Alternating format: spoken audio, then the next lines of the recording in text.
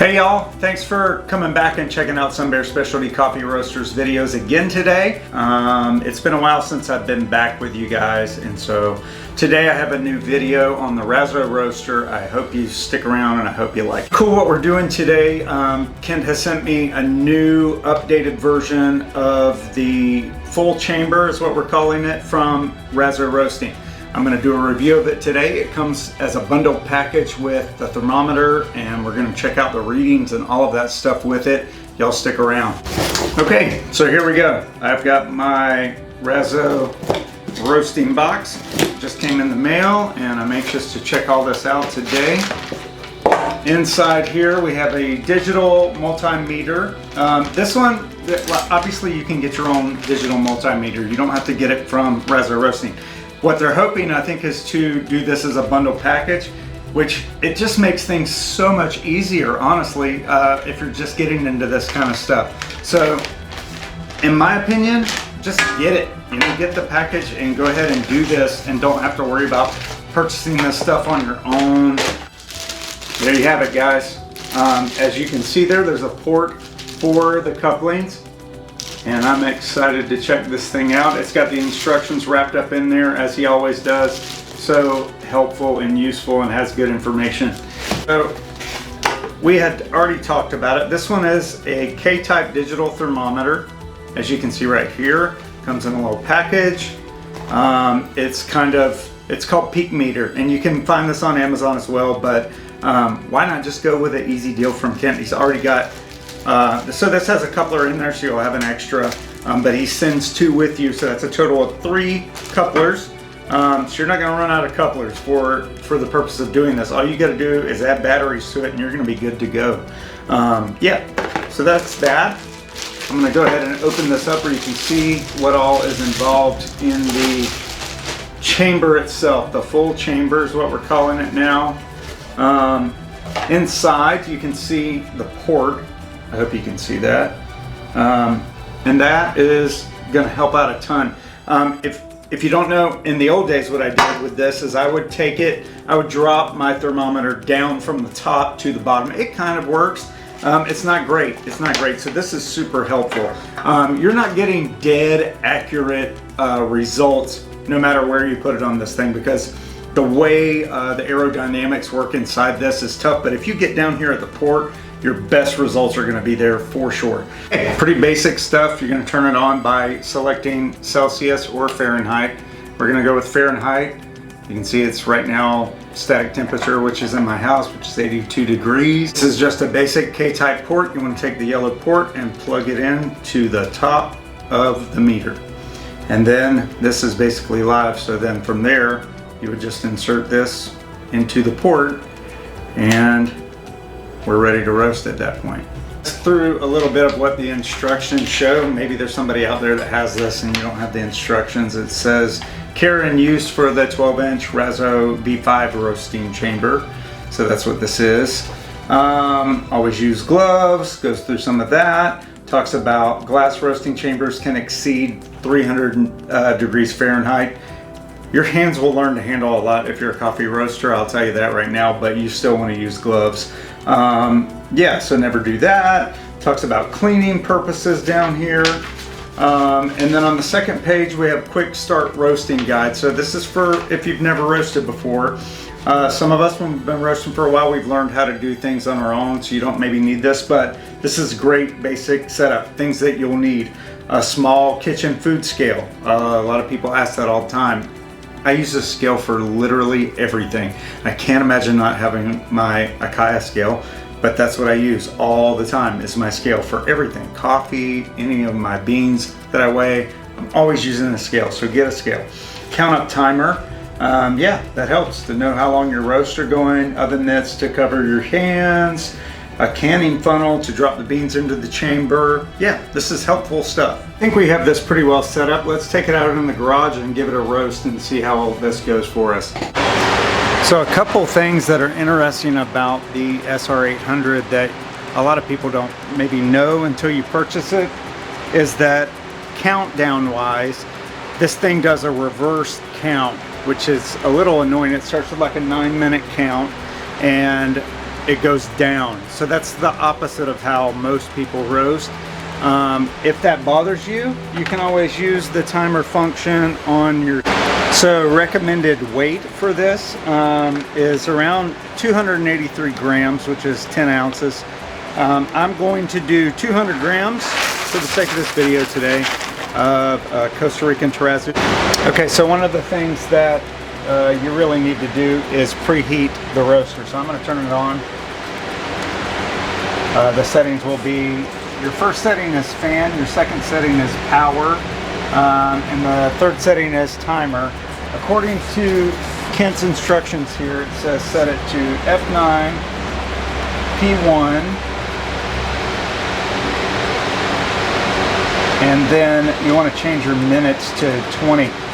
That's actually a really good tip, and I did not ever try it that way, but basically your roast is going to take a lot longer than the 9 minutes, and you want to turn it up to a level where you're going to have enough time. You can always cut it shorter, but it's kind of awkward to add more to it. So I'm going to go ahead and do that. Okay, and I'm starting my roaster. Yeah, so we're off and running. I'm going to let this run for about 3 minutes. Normally once the beans are in, but I'm going to let this preheat first for at least a minute because I want my temperature to rise. While I'm waiting, I'll talk about this a little bit. As you can see here, I have an extended chamber deal to just collect chaff. You might want to use that too. Okay, I just realized my temperature wasn't getting where I needed it to, and so I'm boosting it a little bit by putting my power to 5.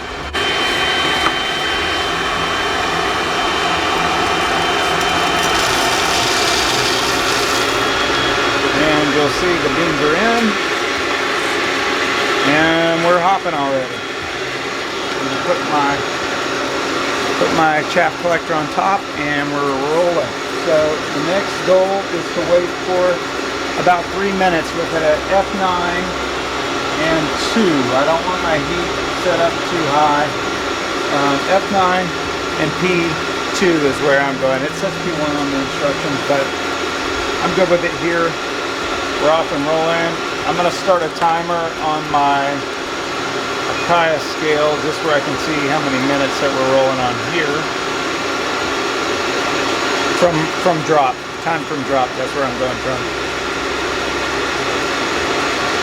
On here, my beans have dropped down to in the 260 range, 265. So for about 3 minutes, we're going to coast in this range. That'll be the phase for it to begin its yellowing, drying purposes. Just seeing the beans hopping, bouncing around pretty good, lots of flow control. See, that's what I mean, like I've been running this thing for a few minutes to heat up, and I drop my beans. I get kind of forgetful with that method. I guess you could write it down with the counting backwards thing. So much easier to know the timing of stuff if you have an actual timer going straight forward. Okay, and we're ready for the next setting. So my next setting will be F8 and P5 for the next 2 minutes. F8, so fan on 8. And my power, which is basically your heat, I'm turning up to 5. And our temperature is about 333 on here, 335. A lot of things happen faster on this roaster. That's one thing that you have to be careful of with any popcorn popper style roaster. Of course, this is a very advanced popcorn popper style roaster, but it still is technically that style. And so you have to be careful at how fast everything happens. It's so different than the other gas roasted world where things take a little bit longer to heat up. And the beans are in the browning phase right now, meaning that they're pretty well dried and they're just beginning to caramelize a little bit. Roasting phase, basically. It's also a good idea to rotate the chamber just a little bit. You don't have to rotate it much, but just so you know the difference in what could be coming up from the bottom is changing there. But we're at 388 on the temperature control. Definitely beginning to brown a little bit, but we're still in the roasting phase, so hang tight. And I'm going to drop it down one more notch to 6, but I'm going to leave my power at 5, and that's really going to get things roasted in here and get some caramelizing happening and push us towards that first crack. Circulation is still really good in here, just so you notice. So even though I've gone lower on fan, I'm not going to probably go any lower than 6. And the beans are going to start cracking soon. So I'm at 409, 411 on here now. Yeah, we're getting into the range where you're going to start hearing stuff here soon. And I just heard my first little outlier, so we're about to get into it. Okay, just warning, we're in first crack now. I'm at 415 on my temperature.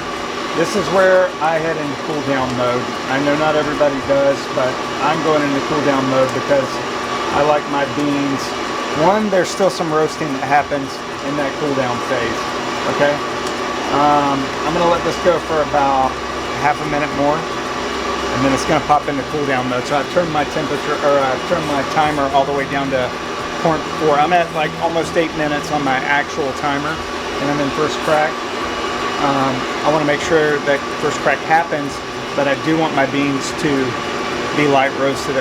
Okay, and we're in cool down phase right now. You'll start seeing your temperature on here going down, not too fast, not too slow, just about right. And all of that happened in real time from the moment I dropped it, within the 8-minute to 9-minute range. That's what you can be aware of if you're running things at about that speed. Temperature's dropping pretty fast in there. We're gonna get things smoothed out. I have to say, sometimes this thing does cooling so well. I'm really impressed with how the SR800 does cooling, especially with the chamber in place. It just, air gets circulated better than I'm able to accomplish it with my quality, honestly. So the beans just got done. I'm gonna take this off real quick, and over here we go.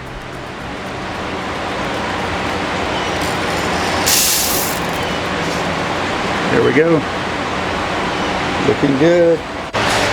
Okay, there's my beans. I've got some Costa Rican roasted up. Turned out really nice. It's still light roasted. Because I did a small amount, I think it turned out really nice. I don't like to push the limit on what a machine can handle. This handled really nicely. It's balanced and even, as you can see there. Really nice.